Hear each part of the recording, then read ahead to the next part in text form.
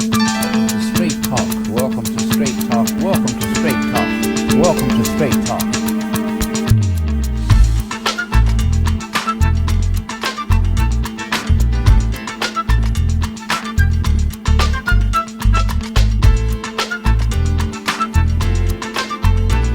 African president of the United States of America, President Barack Obama. Good to see you. I just want to say everybody back home, right back at you. We appreciate you. You always give us straight talk. And welcome to Straight Talk. Well, today, we're going to have a little fancy talk, ecclesiastical talk.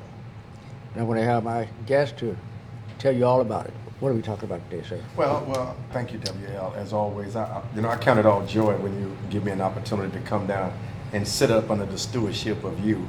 But I'm hoping that today we can specifically talk about the state of the west side and south side of Chicago, the state of black folk. What are black folks thinking? Why are black folks not loving on each other, supporting each other, building up each other's communities, running businesses?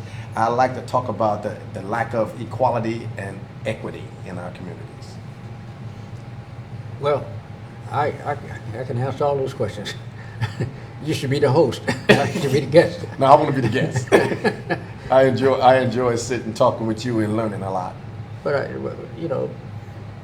could really answer all those questions because I study us, and I see us in a state of unconsciousness. Even black business people per se, now they begin to act a little differently, but in the 90s, one of my employees made a report to the Labor Department, U.S. Labor Department. A lie. He was trying to get some money from the company, and I showed him where he was wrong. He said, "Oh man," he said, "okay, the guy come up here with all that junk." He said, "I figured it was wrong." He said, "But anyway," we started talking. He said, "Tell me, why are black people so unemployed?" That's because they're not being hired. He said, "Who's expected to hire them?" I said, "Look at all these factories and foundries and all these different places that are hiring people." He said, "Yeah." He said, "When they hire all their people, if they have 2 or 3 jobs left, they'll give them to you." No, right. So that's we're talking about the equality and lack of equity. Right. So, but now he's talking about it. He's talking about his group of people, right? His people. And he's right. And I thought about that. I said, "Well, how can we ever make it?" He pulled out documents showing that blacks in Chicago was making $50 billion, spending $50 billion a year, every year. Absolutely, and that's a fact. Now, but it don't come back. No, he into the said community, right? He said every $1 billion creates 50,000 jobs, full employment jobs, okay. Not minimum wage, okay, not maximum, full employment, whatever full employment is. He said, now, I said, damn. And I did the multiplication. I said, that's around 1,250,000 jobs. I said, we don't have that many people unemployed. If we would spend that money in our community, I'm not saying spend with all blacks, I'm saying spend with money within in the community. Right. If you start spending money in the community, you become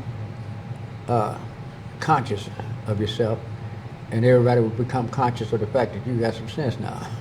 And you got some economic development in your own neighborhood. In your own neighborhood.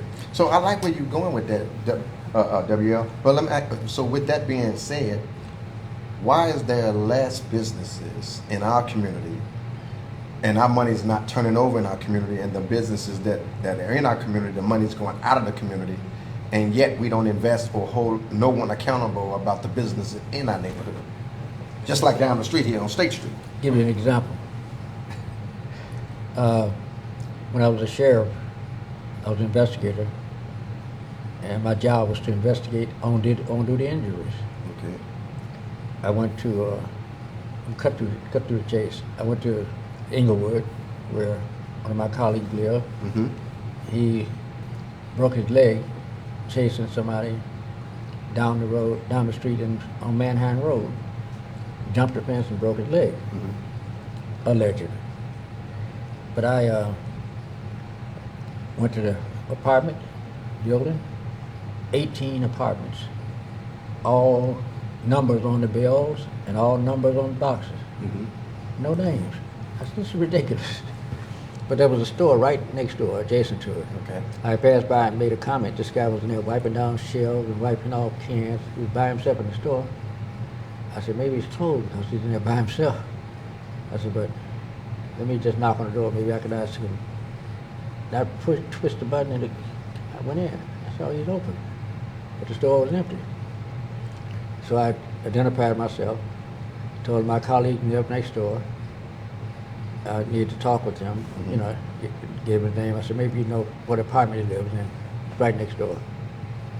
He looked out his nose and, I don't know about these little old folks around here. I'm a businessman. See where I'm coming from? Right. That made me start the organization, Straight Talk Economic Roundtable. Okay. Okay. Because of, I said, you know, I said, that's the attitude of most of these business guys. You walk in, you ask for the business man, you want to talk to the business man about something. Oh, he's in a meeting right now. And he's sitting back in his office reading the newspaper with an empty store. And he's too busy to come out and talk to somebody. Okay. So, put it on this side. Sorry, I thought it was on already.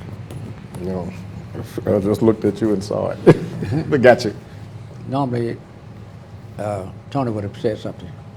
But anyway, it must have been coming through pretty clearly. You see, I started this organization, pulled together as many of those businesses as I could. We had 400 members in the organization. You can't find 400 of those businesses in the community now. The only ones who are left that were members of the organization were the ones that followed the instructions on how to ingratiate yourself to the public. Of course, one like Chatham Foods. You're familiar with Chatham Foods? Who? Chatham Foods. I heard of it. The store. Yeah. Right. 79th in Indiana. Indiana. Yeah. Now, he was a consummate businessman. You know, everybody in the community loved him because he let the community know, I know I'm the leader, so therefore I got to do some things for you to make it look good. Right. He had a picnic and a parade every year from the Dan Ryan out to the park, out to the lake. Every year. He brought enough food to feed everybody who came without any charge. Okay. You know, people loved that man. His store stayed like that all the time, packed. Okay, packed. But it was small, and people squeezing through. You had to squeeze through the aisle. So my company did security for him. So I asked him one day, I said, Leonard, why don't you expand? That's just, the place right next door is empty. Tear the wall out, man, and have a big store. Right.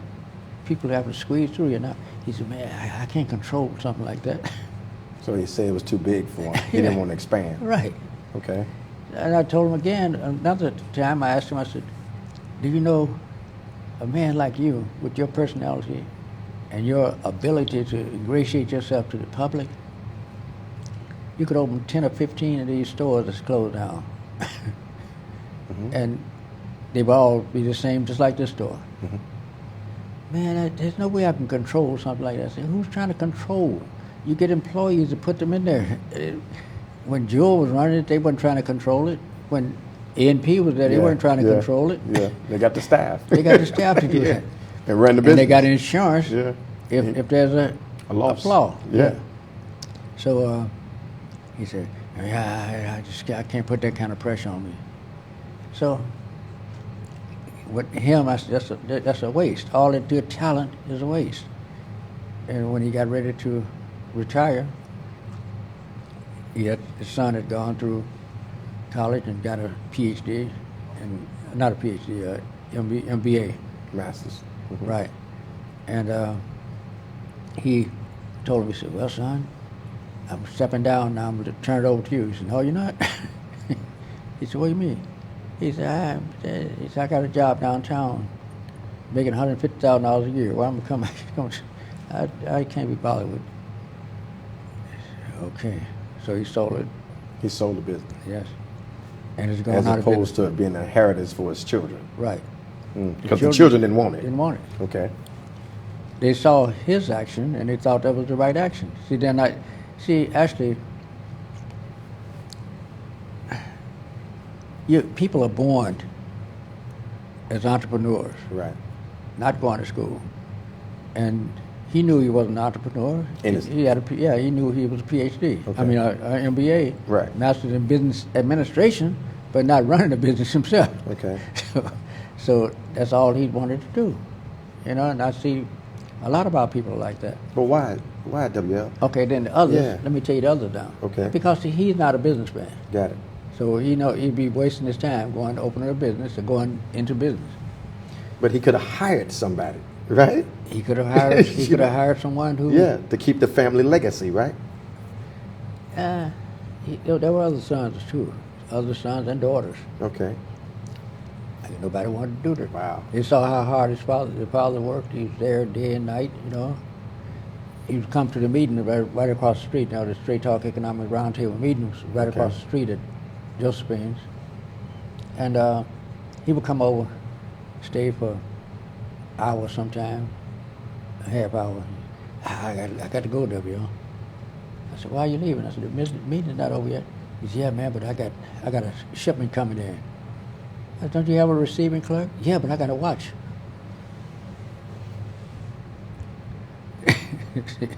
See, so then that made me wonder. Okay, he's just a wonderful guy. He's just a beautiful guy, He's not really a businessman, but he does what a businessman do.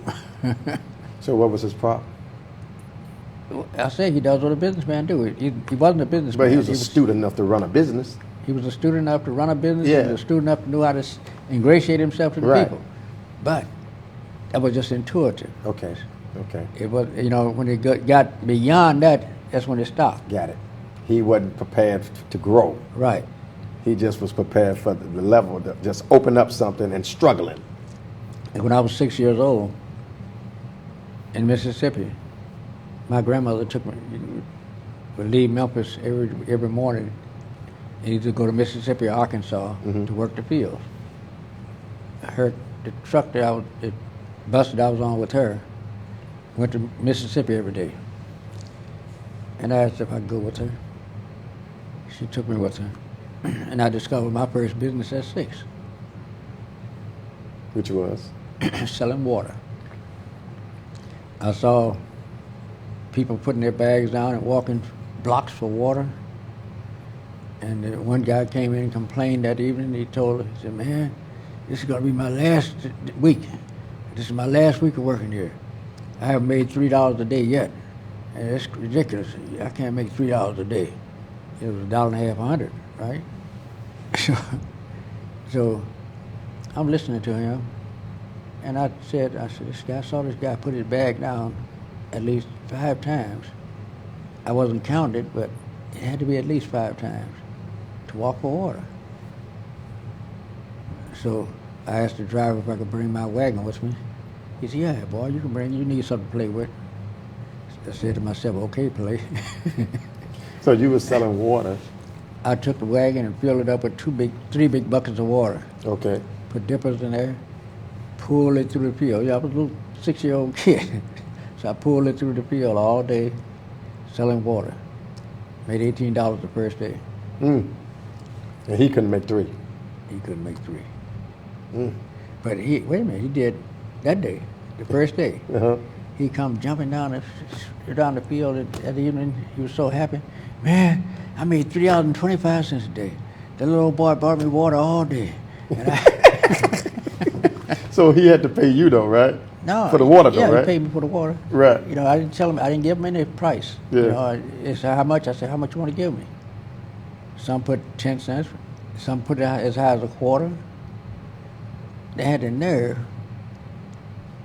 Well, this is some 3 months later, when they had a school closing, not a closing, but it was school break, 2-week school break for the Right. kids. And I said, there's school break coming up. I said, don't you guys have kids with wagons? They said, yeah. I said, well, bring them. I'll put them to work. They were able to bring me 7 boys and 2 girls. I put them to work. They all made big money Selling water. selling water. And the highest one that day was 14 years old. I still was 6 now. He made $28. Gave me, because he was 14 years old, I think, something like that. He gave me the half that I asked for. I told him, I'll give you half of what you make. He gave me $14. And I had to count it out for him because he wasn't that good at math. And that evening, later on that evening, I'm still collecting money and, putting other things away. I heard somebody say, where's the little old boy? And they called me little old boy because Yeah. I said, oh, it sounds like your father. And somebody pointed to my direction. So he started walking over, his face all frowned up. I said, okay, he wanted his money back. I said, I don't have any argument. I don't own the wagons that they brought. I don't own their dippers. I don't own the buckets. I don't own the water. The only thing I own is that box I put in the thing and said, I'm going to give you half of what you make. I got that. I got it. So, I got it. but when the guy walked over there, Entrepreneur. yeah, Yeah. he walked over there with a frown on his face. And somebody said, where is he? They say, oh, he walked over there to me. I started to get up and tell him he can have the money, it was his. I stood up and he grabbed me around the waist. You little genius. My son made more money today than I made in any 2 weeks.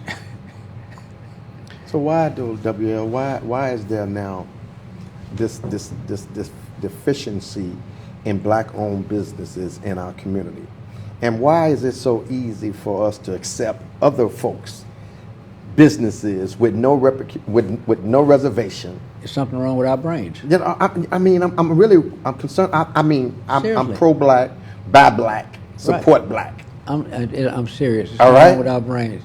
I set the camera up in front of 2 businesses, a black business, Arab business, about 4 doors apart. And across the street, set the camera up so I could just monitor how many people went in that one, how many people went in this one. Very few went in the black store. When they come out with a candy bar, a pack of cigarettes. Something small. Yeah. Never come out with a big bag. But over here, they didn't come out with a big bag, but they at least came out with bags. So then, I was just taping it. Then all of a sudden, this one black guy went by the Arab store, went into that store. I went by the black store, went to the Arab store, and came out with 2 big shopping bags full of groceries. From the Arab store. Yeah. I said, hey, sir, come over. He said, WL, I'm going to be on TV? I said, yeah, you're going to be on TV. Come on. I said, you're already on TV. Okay. He said, yeah, okay, let me get yourself together here. I said, okay, now, answer me. I said, you passed by the store over there. Why? Yo, that so-and-so ain't about nothing. I said, we're not talking about him. We're talking about The business. the merchandise he's selling Right. is the same merchandise this guy's selling. I said, I've been here for almost 2 weeks now. I watched the delivery truck come by and he take merchandise off. I watched what merchandise he's taking off. Go down to the other store and does basically the same thing, just a few differences. I said, so I'm just trying to get a feeling as for why we're doing these things. Right. He's, man, that so ain't about nothing. The black-owned stuff. Yeah. Okay. I said, we're not talking about him. We're talking about he's selling food there that would create some employment. Man, that nigga don't care anything about this community. He doesn't even live in the community. I said, that guy lives in the community? Oh, I don't care about him. I don't want my own people doing it to me. I said, what did he do? What did he do to you? I got it. I got that message. I got it. Yeah, I got it. I got that. So, I said, so is something wrong with this? So how can we, WL? I mean, because as a younger man, I'm one of my missions is to empower folks, right? To try to bring about some social change in our community. Try to get people loving each other, supporting each other again, because then we can generate our own wealth. Right. And keep it in our communities, which every other ethnic group does, all right? And they sustain themselves. Right. So how can we get the people's minds back on the page of loving on each other, supporting each other, and building up our own communities, and as opposed to expecting someone to just have some I don't know, some some just vision that they're gonna come in and just be some kind of savior to our neighborhood. Well, we're doing it on the south. We're going to do it on the south side. You can do it on the west side. That's we can okay. Pull Go ahead. it together. Please educate. We have you have heard of Avalon Park Yes, Community Church? I have. Pastor Anthony Williams over there now. Right. Now we're telling the people what's real. Okay, we're not cutting out preaching, but we want to make most of our conversation has to be about what we should be doing to enhance one another's Economically. right. So we're not at the meetings. Sunday morning. Yeah, 10:45. So is it like service? Yeah, 10:45 service. What's the address? 8100 South Dante. South Dante? Right. Okay. You know Dante. You know where it is, don't you? Up here, east on side, over here on the east side. Yeah, it's 3 streets west of Stony Island. I always come down to down the expressway to Stony Island and come over. Right. But it's 3 streets, but not 3 blocks. You know, it's 3 half blocks. Yeah. Do you facilitate the meet? No, Anthony Williams facility. Okay. He's as a pastor, and his pastoring, you know, speaks to what we got to do for ourselves to get our own brains together. His pastoring speaks to that. His pastoring speaks to the fact that, you know, for instance, he went to Springfield. His son got killed in this little town next door to Dalton. Harvey? No, next door to Calumet City, really. No, next door is east of Calumet City. South Holland? East of Calumet City. What is that? Old Calumet? No, it's called Bourbon or Durban or something. Okay. I Anyway, got you. Anyway, his son got shot down over there like a animal, you know. And he went to Springfield to tell the chairman of the Democratic Party and of the legislature that we need a law that makes violence a mental health problem. Okay. Because it is a mental health problem. It is that. You know, you can't pull a trigger on a person if you got all your senses, if you're all together. You can't stab a knife, put a knife in somebody's chest if you're all together. Even if it's only temporary, it's temporary insanity. You know, but For some people. who isn't it for? It ain't temporary insanity for you or me. No, I'm It's saying murder for us. those people who do that. Yeah, but I know where you're going with it. But you know, in the system, in the judicial system, it's a different approach because it's about the resources Right. and the proper representation. Basically, the connection for the complexion for the connection to get the protection. Right. But you know, I've had opportunities to shoot people as a policeman. Okay. Many times. I couldn't. One time I pulled the trigger, but I had blanked out completely. and I pulled the trigger because he was standing in front of me, in front of my partner. He has his hand like that. And I'm telling him to drop the gun, he wouldn't drop it. I pulled the hammer back to try and intimidate him, and he looked at me and did this, Drop the gun. threw it down. But I saw the gun coming down. I said, I got to shoot him before he shoots him. So I, and I couldn't pull the trigger. Then all of a sudden I blanked out and pulled the trigger. I blanked out and pulled the trigger. Did you shoot him? No. I opened my eyes in time to see the gun leave his hand and stop the hammer. Okay. Got a little hole in my hand, but in fact, the little black spot is still there. But I saved his life. And Police with a heart, huh? well, I mean, all of us should have a heart. Yeah. They should have a screen for that before they let these guys on. Yeah. As the guy that shot Laquan McDonald, Yeah. he's nuts. People say he should stay longer in jail and so on and so forth. No, he should go to a mental health clinic, a mental health hospital, not to So jail. what about the justice for Laquan? Huh? What about the justice for Laquan? I say, but the man's crazy.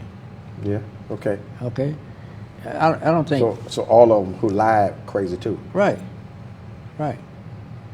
So he shot this boy 16 times and was attempting to reload. His partner had to stop. No, man, that's enough. His partner had to stop him from shooting the guy. Now, So what would now I do understand that probably being a police is a stressful job and you undergo a lot of traumatic experiences. I can understand that. But what would possess a person to shoot another person 16 times? strictly crazy. That's all I can see. I had Because that is a crazy act. yeah. I had one of my when I was a police chief in Phoenix, I got a call that officer had been attacked by a prisoner. Mm-hmm. He let the guy out to go to the toilet, and he didn't lock the lock back. The guy reached up and got the lock, hit him in the head, put 36 stitches in his head, knocked him out, and left Phoenix, come to Chicago. I got all the information, all of his paperwork, and put it together as for where he may be. Mm-hmm. Come back to the south side, stop by the detective headquarters it was in the building where the DuSable Museum is now. There used to be a police Okay. station. But what about DuSable? No, it was DuSable. Okay, got it. Okay, got it. It was DuSable. It was the police station before DuSable Got it. And Nice building. yeah. Real nice building. Yeah. But I went in, identified myself, told this lieutenant that was on duty, I said, I need a couple of your people to go with me. I think I know where a guy is that I'm looking for. And I didn't have enough people on duty to bring everybody from town here, so I knew you got some help for me. He said, oh, sure, I'll give you 2 cars. So he gave me 2 cars, 2 guys in each car. So I rode with one, my partner rode with one. And this one was sitting behind me, I'm sitting in the passenger seat up front. He's sitting back there playing with a gun, talking, Captain. See, I was a chief, but my rank was captain. Captain, if we find him, we got to kill him. We got to kill him. We got to kill him. I said, well, what are you talking about? You got to kill him. He said, no. He said, look. He showed me his gun. This side over here, this is Frank Pate's gun. He put all these notches on there. Now I'm on the other side. I got to catch up with him on this side. Then I'm going to fill up one myself. I don't know how many that job filled up, but I'm going to fill up some of these notches. I told the driver, I said, turn this car around. Turn this car around. He said, I said, turn the car around, man. Go back to your headquarters. We went back to the lieutenant. I went in and I cussed him out. Why would you give me a squeeze? He said, oh, you talking about old so-and-so? He's all right. I said, how you figure he's all right? He talking about shooting somebody and showing me a gun that's filling up with notches. He said he got half his side filled up. He got to fill the other half up. Then he's going to put that gun down, put those handles down and put new handles on and fill them up. He want to go around killing people. I said, what do you call that? You call that normal? Well, he's not going to kill an innocent person. How do you know if you're just shooting people? He said, if we found this man, we got to kill him. So he said, but I say, man, ain't no more buts. I said, do you have somebody who can help me or not? Oh, okay. So he called another team man and told that team they can go on someplace else. So now that reinforces your theory about the mental health or public health issues, Right. particularly mental health, being rapid in the city, right? Okay. Huh? Right. That's 100% true. So at WT, I'm also doing an event. I used to chair Congressman Davis's fathers groups, and we used to do men health events every year. So we kind of did so many of them that we revisiting that concept again. So we got here an event that we're doing on Saturday at Loretta Hospital, where it's a free men's health and wellness event. Talking about financial wealth, talking about mental health, talking about physical health, and all kind of screenings. But the problems that we continue to experience in our community is African American men are not proactive on their health issues. Why is that? Because we've been indoctrinated into a society that says that you're supposed to eat hogs and cows and chicken and fish, rats. Man, I ain't gonna eat no rat. I said, well, you eat a rabbit. What's the difference? Yeah. It's all not food. It's something that you got indoctrinated into eating. Okay. It's going to cause you to leave this earth earlier. So you're a vegan? Yeah, Okay. all my life. And it shows too.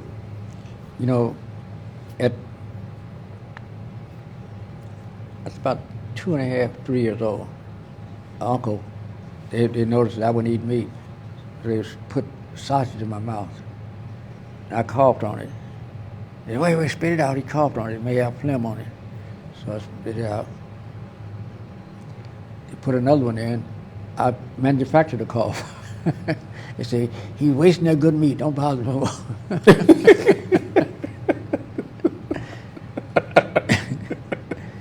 But when I went away to Uncle Sam at 16, I had to fight every day to prove I was a man.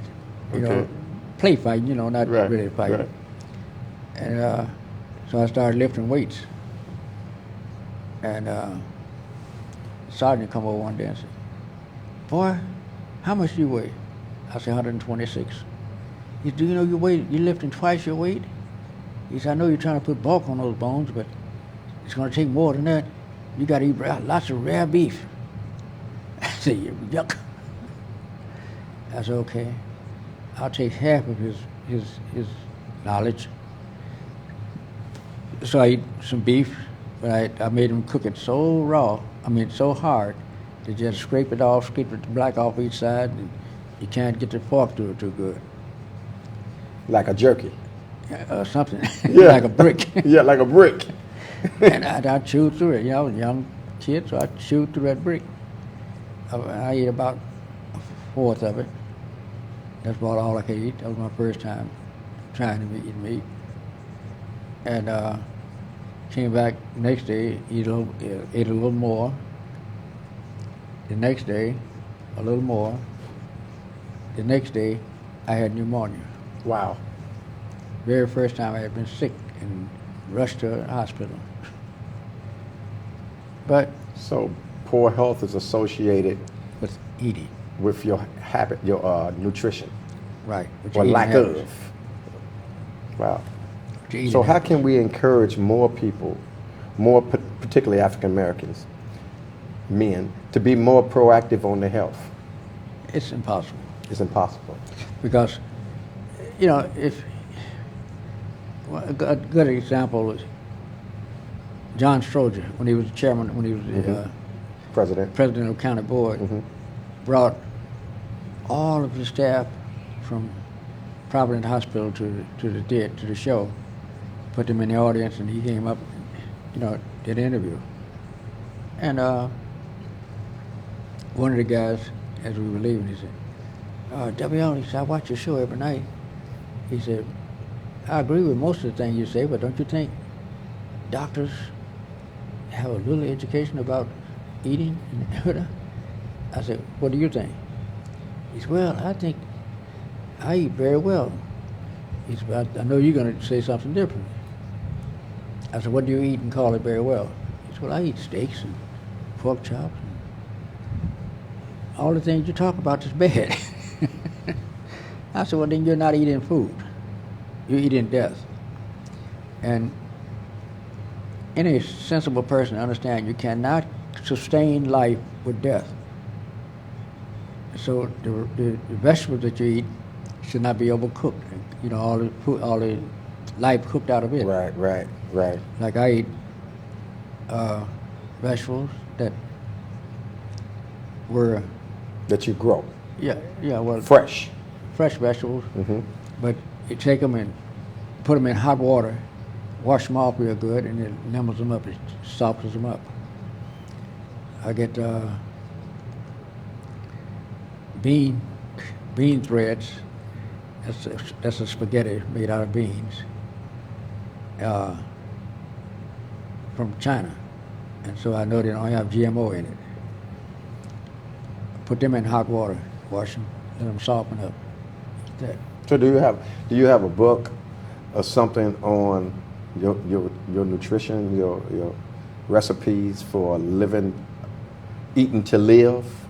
No, but one of my partners would be is building a vegetarian restaurant right in here for takeout, and she'll have a few spaces for sit down. So why you don't create something to of your history and your eating habits to empower some other folks? Oh, I taught yoga. Huh? I taught yoga for many years. Right. With that attitude. Some it worked, some it didn't. Okay.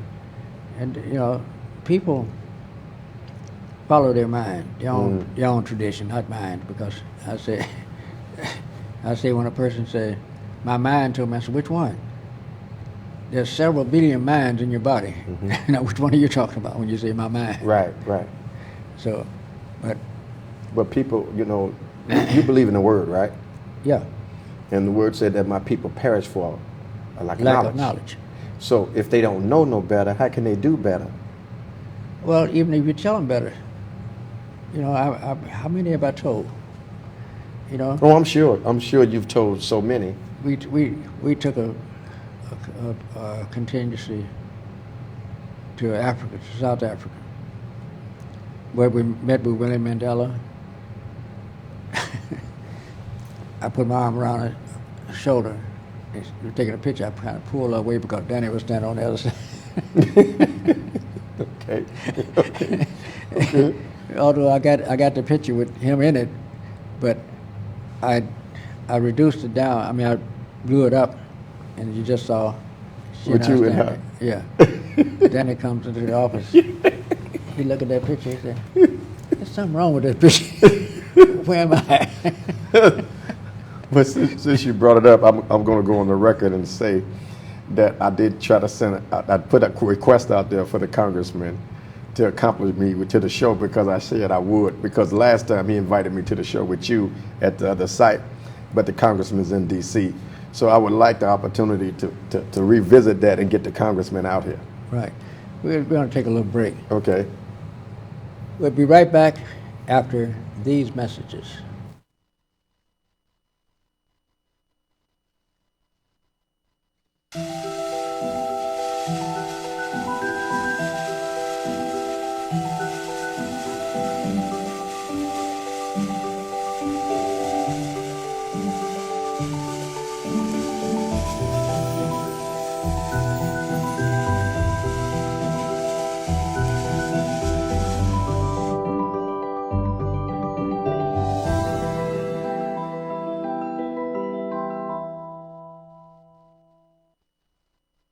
World. Come to Golden's Tropical World for tropical fish of all sizes, colors, and types, and other small animals like iguanas and birds from all over the world. There are beautiful tanks, pet supply needs, including dog and cat foods, and expert consultation. Check out Golden's Tropical World, 8611 South Ashland Avenue, Chicago, Illinois. Call ahead, 773-239-8809. Your Pet Shop.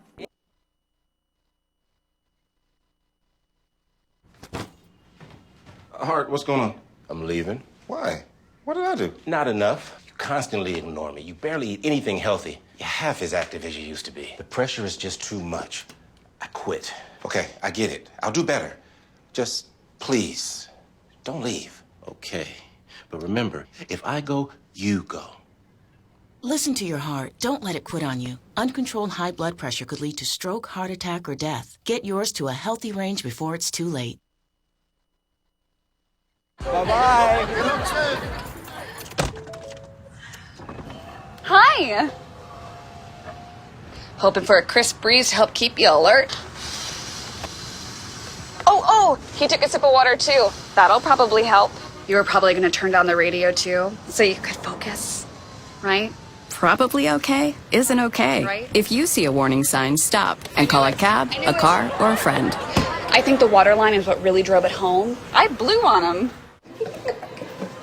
Hi, I'm a warning sign. I let people know when they're... Oh, gotta go. I'll be right back. Hi.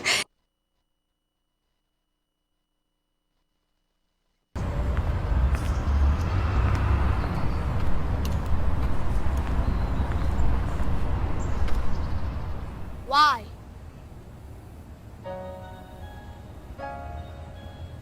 Why? Why are you following me? Why my hoodie make me look suspicious? Why does my music make me dangerous? Why are people that are supposed to protect me attacking me? Why are you afraid of me? Why do you think I'm dangerous? Why do I afraid of people who are supposed to protect me? Why can't I make a peace sign without you labeling a gang sign?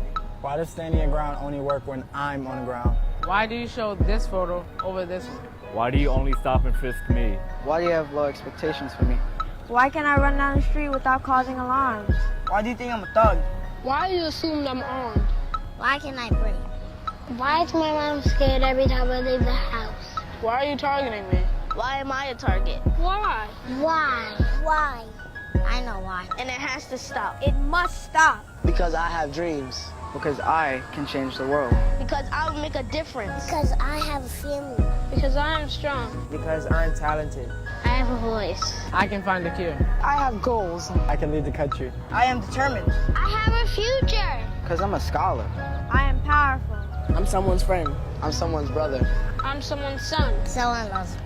And because my life matters too. My life matters. My life matters. My life matters. My life matters. My life matters. Our lives matter. And so did theirs.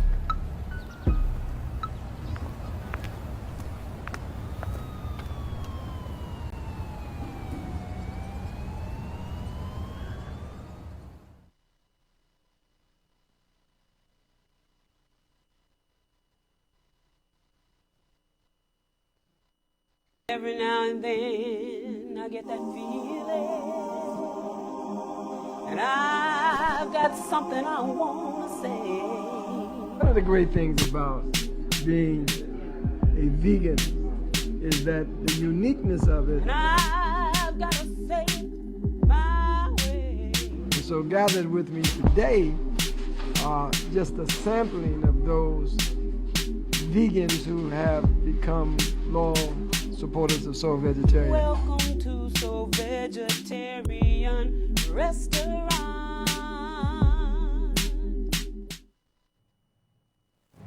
Okay, we are back. And we are talking about life. And life is very beautiful when you know how to live it. That's right. So, That's right, sir. And when you know who you are and whose you are. Yes, sir. See, we think of life as a death. It's not really death. It's a But transition. you made a point though. You made an excellent point, and I'm really having some moments over here about it. Which one? So how you expect to live if you eat in death? Right. you know, you can't sustain life with death. That's why they tell you don't even kill the vegetables. You know, you cook the Don't life can out of them, right? No, you don't eat nothing canned. That's my because point. You eat something canned, it's got canned food has all kind of additives to preserve it In the can. in the can. Right. So you're eating the greens, and all the other stuff that they're putting in it to try and preserve it. Plus the remnants from the can. So you're encouraging that we stay and eat fresh food, fresh vegetables. Right. Preferably if you can grow them yourself. Preferably, but you know, you don't live you live in an area where it's going to be pretty hard to do. So Right. you can go to stores. The Organic FDA, food, organic vegetables, stuff like that? Yeah, Okay. the FDA has now. You're familiar with PLA? I mean, GMO, right? GMO? Yeah, genetically modified organisms. Okay. Now, when they first came out that they were going to be making a lot of farms GMO, and the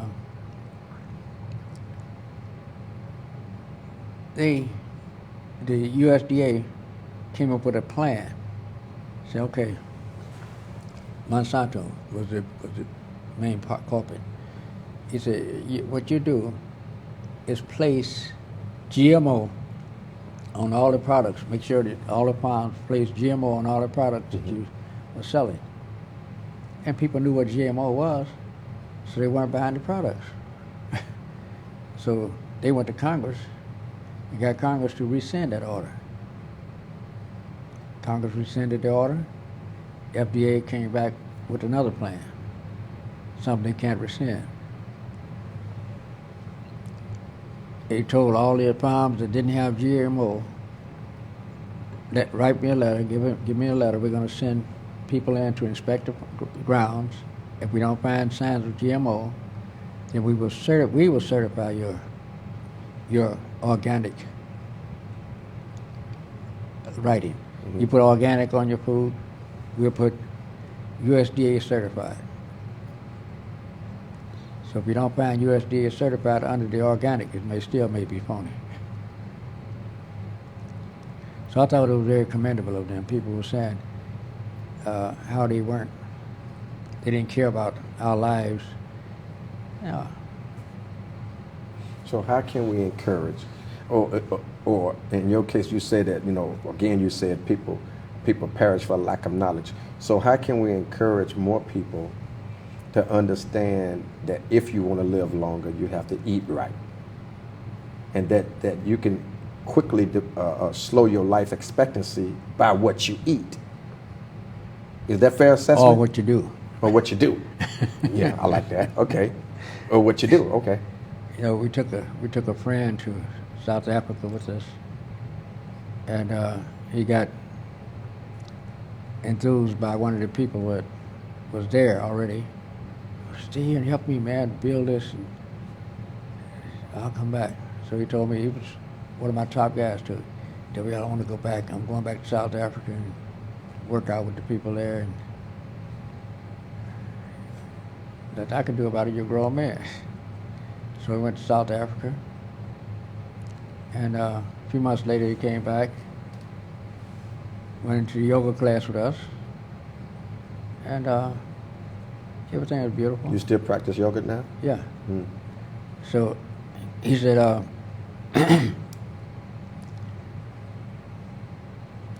after a while, he said, my wife is having a baby. I said, how your wife will have a baby? You're in South Africa. He said, no, my South African wife. I said, South Africa is the highest rated AIDS country in the world. Yeah. The highest rated AIDS country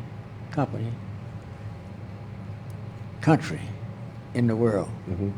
And He said, no, we got tested. I said, you ain't got no tested. He said, yes, we got tested before. I said, listen, you're talking to W.O. You know, I know you ain't had no opportunity to say, well, let's go get tested first. Yeah, in South Africa. Yeah. So, suffice it to say, he's So no he longer didn't- with us. He what? Suffice it to say, he's no longer with us. Did he succumb?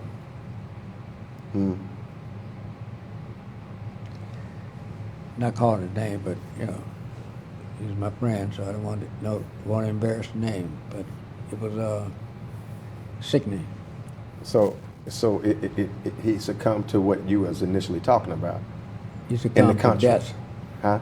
He died. Right, that's what I mean. Yeah. From, Yeah. okay. What you assumed it was. Right. Okay, got it. Okay. He was in Chicago. He was walking down the street. Somebody said, "Man, I saw a guy look just like you, but he's real tall because he was about 6'8", 6'9", very tall." Mm-hmm. And I said, "Yeah." I said, "That must be Ron." He said, "But he's your size and that height." And so I said, "Wow, okay." Then I was driving and I saw him. I called him. He come over and shook hands. "You still got your class going?" I said, "Yeah." I said, "You haven't come to the class." So he came to the class. He said, "My wife here won't let me sleep with her. Won't let me sleep in the same bed with her." I said, "I don't blame her." Here? Yeah. Okay. I said, "He still has his wife here." Yeah. I said, "I don't blame her." So, but he left us. So Left W- us in the lurch. So let me ask you a question, W.L. I mean, I personally, I'm enlightened. My spirit is being challenged on some stuff because I really I'm out here trying to really make a difference in the lives of people. Period. And I really want to leave an impression, and I want to empower folks to take some things that I'm blessed to share with folks to the next level. And so I want to know, why is there such a lack of wanting to support each other? Why we prefer to hurt each other, commit violence upon each other, take from each other, as opposed to trying to build up each other and develop ourselves as a serious community of kings and queens, which we actually reign from, right? But we did not raise them to go through the things that they go through. The dope, alcohol, especially the dope. They're completely out of their heads. Mm-hmm. Now, when I say you can't be in your right consciousness, when you're high on smack, or whatever they call it, you can't be in your right consciousness. So that's why they're shooting people. 2 ladies got killed back to back. Right. In what? No, Dalton. Mm-hmm. In Dalton. I heard about that. Yeah. I heard about Actually, one wasn't a lady. She was a 16-year-old. Yeah, I heard girl. about it. That's terrible. So, nobody's going to do that but a crazy, doped up person. So what we got to do is, what is the country doing now? They're coming up with the narcotics, well, not narcotics, but the marijuana is narcotics as well. Coming up with a mild case of narcotics, and they say, "Oh, okay, now for you to sell it." Yeah, you're talking about the legal. legalization of marijuana Yeah, for recreation yeah, use. Yeah. Okay. So I guess they say, "Well, we're not going to stop. We may well make money on it." Well, I do have an opinion against that, personally. I do too. All right, now, just for the record, I personally think it's a gateway to something else, and I don't think a state, just personally speaking, I don't think that's the kind of business we want to go. Well, I don't think we should go in. But then, who am I? All right. Somebody's going to do it. Oh, yeah, they're going to do it. That's But exactly. they're already doing it. That's exactly what they say. Somebody's going to do it. Yeah. Somebody will be me. Yeah, well, All right, we'll obviously, get that just money. to make some money, right? Right. But to the point you was making, W.L., since we know that there's, in all fairness, there are new trending drugs out here, right? You know, folks out here smoking what they call K2 Right. and spice, which is nothing but potpourri. Then you got folks out here dropping these pills, these mollies, got them looking like little candies, and kids are on that stuff now. So the young people out here are really at a disadvantage because right now everything is targeted to the young folks, in my opinion, to eliminate a culture of people. Because if people don't know what they're doing, then they're prone to repeat it and not do right. So they're literally killing each other because they own some things out here. I mean, they literally doing things now that take their mind away, just like this. And they don't really understand that. On the west side, WL, there was they put out free drugs. Heroin, free drugs. The people was running to get the free samples. 5 people actually died. Wow. From the stuff that they was sample. giving them, and they still was running to get it. Well, he died. I'm not gonna die. They kept running to get the stuff. They crazy. I mean, they see the people falling out, Right. and they still going over there for the free samples, because you know the people put the test out there to see what it's going to do to the people, and the people run for it because it's free, but they lose their life for it. And the police knows it. They stay away until Absolutely. enough of them kill themselves. Absolutely. So in my mind, that's genocide. My mind is murder. Well, I agree, but no one got charged for it.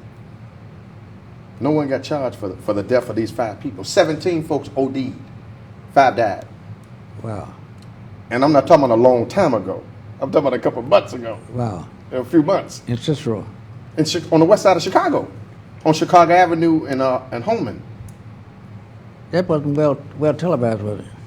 Yeah, it wasn't well televised, but you know, those in the neighborhood, we knew about it, and they had some coverage, because we did a few press conferences on it, the congressman did, and we kind of reactivated the heroin task force over there. But you know, it wasn't no epidemic or nothing. Look what's happening. We didn't get that type of coverage as you would get in rural America, when somebody probably go out there and drink too much moonshine and blow themselves up. You know, then it's an epidemic. But over here, it was just business as usual. Oh, well, we just lost 5 more people. They was So chasing what? bad drugs. What's wrong with them people, right? Mentality. So what I'm saying is, it's so easy. The access to kill yourself in our neighborhood is so easily accessible, but you can't go to Oak Park and get it. You can't go to Oak Park and get a liquor store. There's no Right. liquor stores in Oak Park. But we just across the street in Austin. So that's an equality. It's a lack of equality, a lack of equity in our neighborhoods. And you know, it's all our fault. We sit around and blame other folks. You know, I had a guest on the show who said, we need help on the south side, just like they're doing on the north side. I said, who's doing what? You see how they're building up the north side? They're building up all these beautiful buildings and beautiful neighborhoods. And I said, who's doing it? He said, the government, they're doing it. They're doing it. The government is doing it. I said, you're doing it. What do you mean I'm doing it? I said, that's where you spend your money at. You're spending your money with business people outside of your community, and those business people see fit to build beautiful houses and build beautiful. They make money off the Reinvesting back into Right. the neighborhood with your money Right. and put you out. Because we don't see any projects in the city of Chicago no more, right? Right. What happened? They want you to But leave. now it's prime land. Go Right. figure. All the project areas. Called regentrification. Called regentrification. Yeah, but it's all prime land now. All right. But at first it was a project. Right. But now them same areas have been upgraded to prime real estate. And what have we done about it? Well, I haven't seen anyone do nothing but accept it as it is. See, first off, there's so many violations committed. There's no way that you can tell me that the mayor of the city of Chicago had the authority to sell parking meters. Those parking meters belong to the people. And the only way you would have legal justification for selling them is if you had a referendum and the people agreed for it to be sold. Meaning it was on the ballot. Right. Right. Yeah, well, referendum as an addendum to the ballot. Right. You don't have to come up with a whole ballot, just an addendum. Yeah. Should we sell? Yes or no? Yes. Yeah. And if you get the majority of the people, then you're home free. But we did not get an opportunity to vote on it, although he's gotten out. You know what that out is? Right. The alderman. Yeah, well, He absolutely. said, I called a meeting of the aldermen. Right. Yeah, they're in the community, and when we had them vote, I thought each one voted the way their audience wanted them to vote. Right. You're absolutely right. so You're absolutely right. he Now we're in exonerated debt himself. for what, 75 years? Right. Right. Actually, we can get those meters back if we weren't.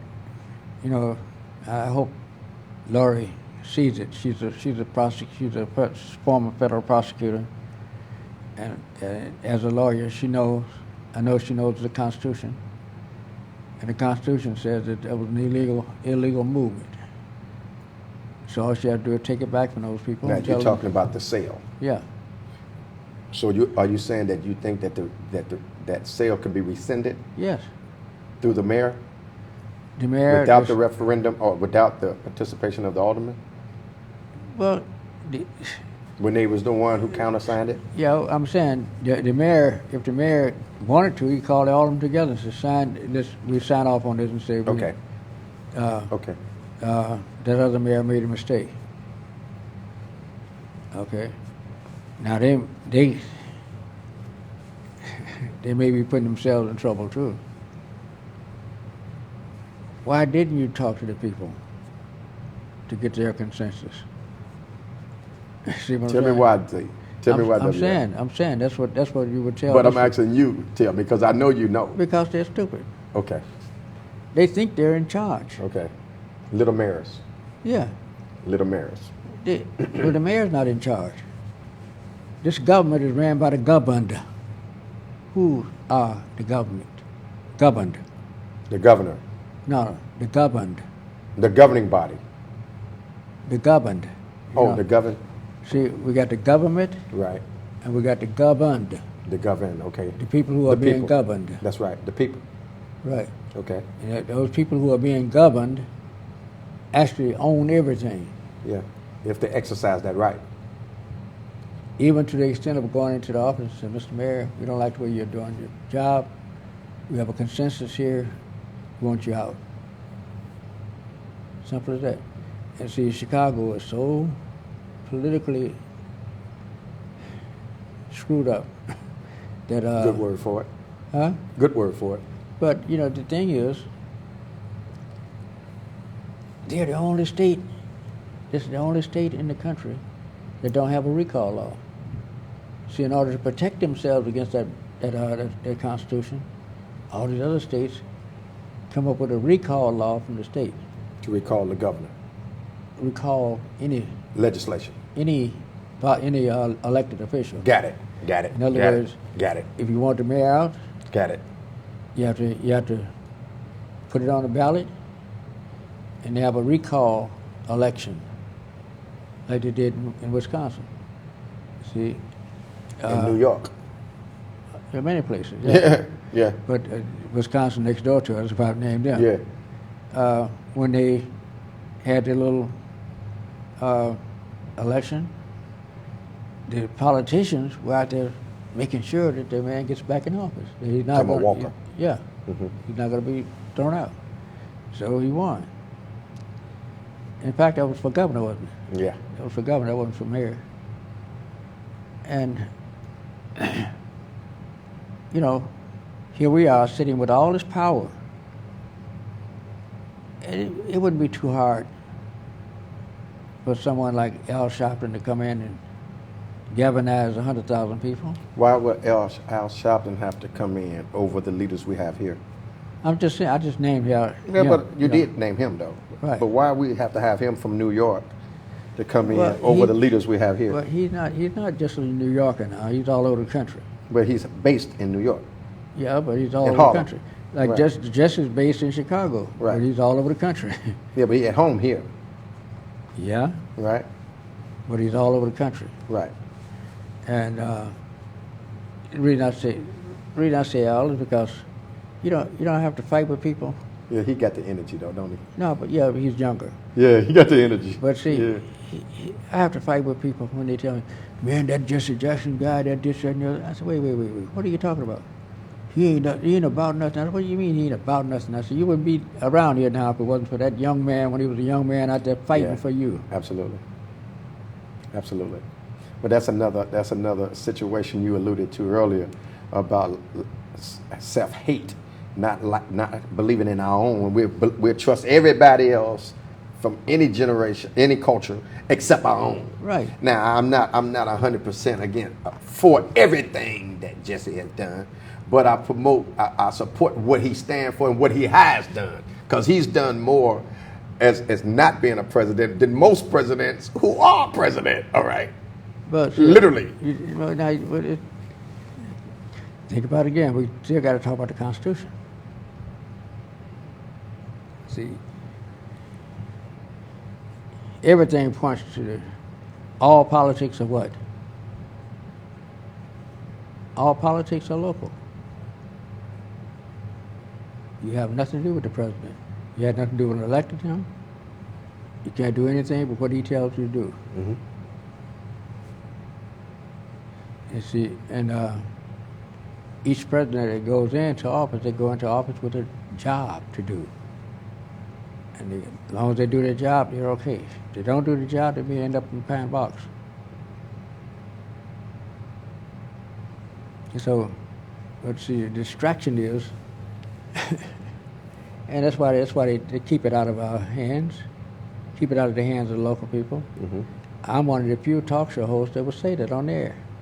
All the rest of them beat around the bush. This is straight talk. Right, straight talk. All right. This ain't, backdoor talk. This is straight talk. So this show stands on its own. Right. Yeah. But I see talk to hosts whom I know better say things like, well, we got to vote Trump out. We got to do this. You know damn well you can't vote Trump out. You didn't vote him in, so how you going to vote him out? He lost by almost 3 million votes, and he became president. So if he loses by 3, 4, 5 million this time, he's still going to be president. Well, we're talking about electoral votes he won by, Yeah. not popular vote. Because he lost the popular vote, he won the electoral vote. He won the presidency. Absolutely. regardless of how you Period. get there. And that's what it's set up for. Yeah. That's what the electoral college is set up for. To pick who they want. Got it. Got it. For instance, like Gore wasn't chosen to run. Who? Gore. Right. To run against Bush. He wasn't chosen to run, but they asked him to run for vice president. No, they asked him to run for president. They asked him to run for president. He said, now, I'm not chosen. Why are they asking me to run? He said, well, we need somebody that we can trust to run for president. So, because they know anybody could be Bush. You thought? Huh? You thought? No. Bush lost twice. Not to Gore.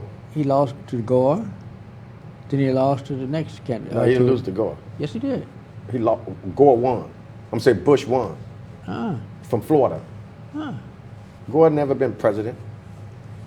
But Bush won by the electoral vote. Absolutely, that's what I mean. Electoral vote. That's what I'm talking about. I'm Yeah. saying he didn't win the elections. Right. Yeah. That's what I'm talking about. If you notice what I'm saying, Gore said to the people who asked him to run, I'll run if you keep Clinton away from my campaign. Yeah, I remember that.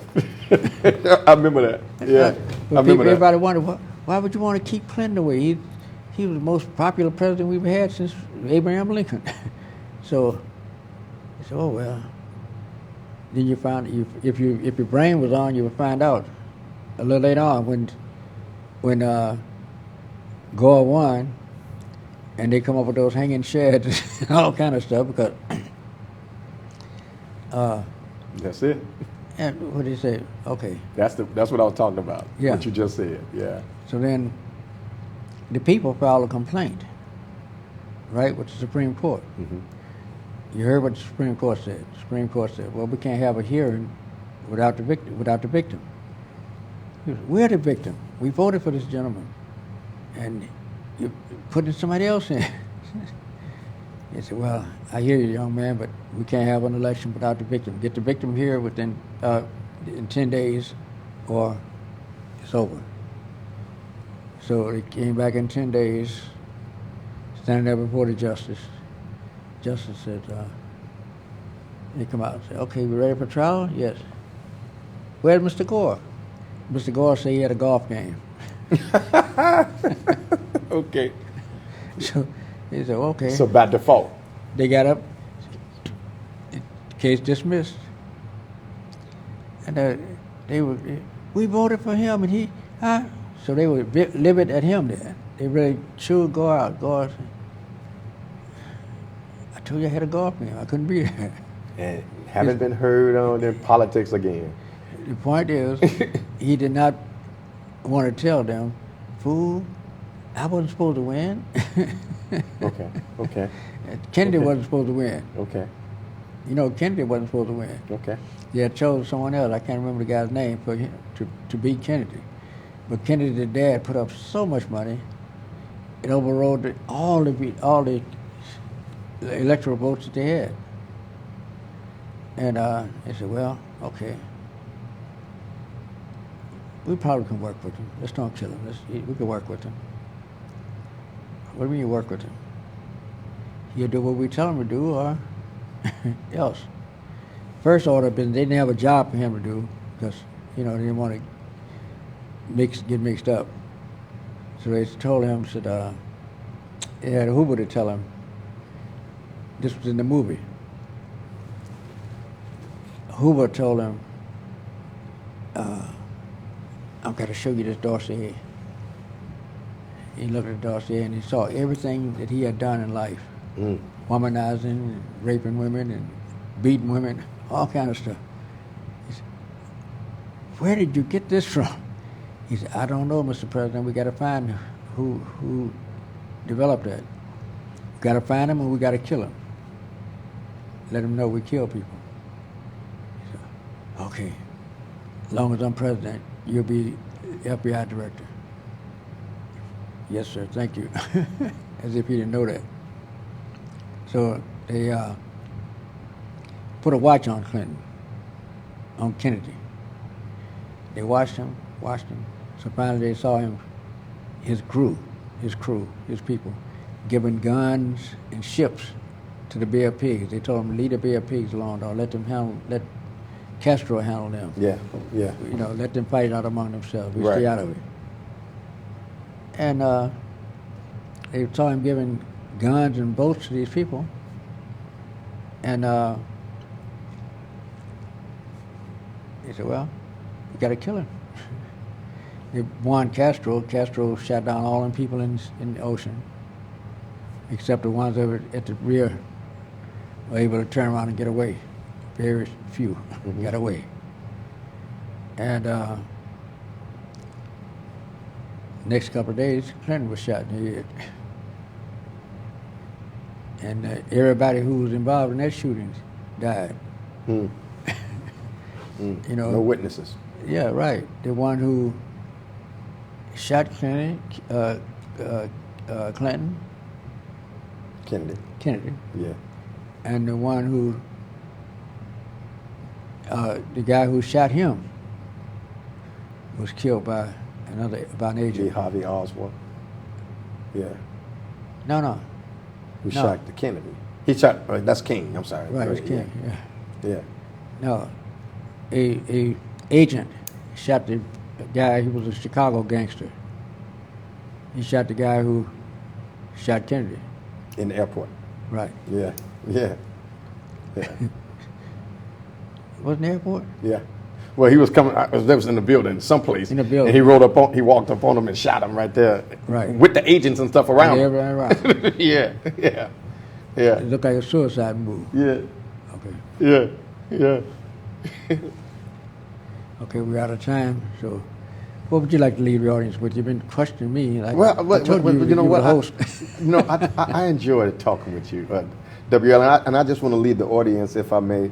First of all, we're continuously in the city of Chicago trying to empower men to step up to be the leaders of their communities and take back their blocks and be more actively involved in the blocks, and don't wait on someone to come in and bring peace and stability to your neighborhood. Be the change in your own neighborhood. So we encourage those who are watching to log on to fatherswhocare.org. But also, WL, I like to say to you that you have a legacy and a history behind you that speak for itself. And I really appreciate you for always having the spirit and the heart to enlighten us, young people like us, to be better young men and to step up and do better. Wait, I'm a young man too now. I can see that. Keep that in mind. I can see that you look younger than me. Believe me. Believe me. And I'm sitting here. I'm looking at the glow all on you, and I'm saying, well, listen, if he can be a vegan and looking like this, I said, well, I think it's time for me to let go of some of this red meat. At 28 years, yeah. Yeah, at 28 years, John? Yeah. Well, I understand. I'm 29. But thank you, WL, for the opportunity, as always. Tell Tanya, as always, thank you for the good work she's doing. And, of course, WL, I'm going to be on a mission to get out there and get the congressman back. And I hope that when he come back, I'm available to come on out here and hang with you all again. But in the meantime, WL, please let me know if there's anything I can do to help anything that you're doing on this side of town. You got it. You got it. And don't forget, write it down for Sunday. Yeah, I got it. Yeah. Yeah, it's 1045 800 8100 South Dante. And it's at Avalon Park. Avalon Park, yeah. Avalon Park. Community church, right on the corner. Right. Now every third Sunday, which would be this Sunday, I actually minister in county jails. So I go to county jails every third Sunday and provide motivation, inspiration, and support to those who are incarcerated. Right. And so, but I'm gonna make it my business though to come by here and see you. And of course, I got your phone number, so I will call and keep you in the loop on what I'm doing, so you can let me know. I think you got just the office number, right? My cell number's on the bottom. Got it. Yeah. Thank you. So again, please. Okay. Thank you very much for joining us on the program. I hope you enjoyed the dialogue between this very astute pastor and myself. I'm just a lowly minister. I'm just a servant. Well, we all servants. I wish for some reason and somehow we are able to convince these politicians that they're servants of the people. I got an idea. You got an idea? Yeah, I got an idea. I want to create a grading scale bi-yearly, twice a year, on grading elected officials on their effectiveness to the people. And the people vote. So I guess that would be exactly what you was just saying on recall. Mm-hmm. However, you saying the people have the power because they are the governed. So I'm saying let's give the people the power so that they can do a biannual grading scale on their elected officials on their effectiveness to the people. True. I agree. Thank you very much. We'll see you this time again tomorrow. Same time, same station. Support WL and Straight Talk.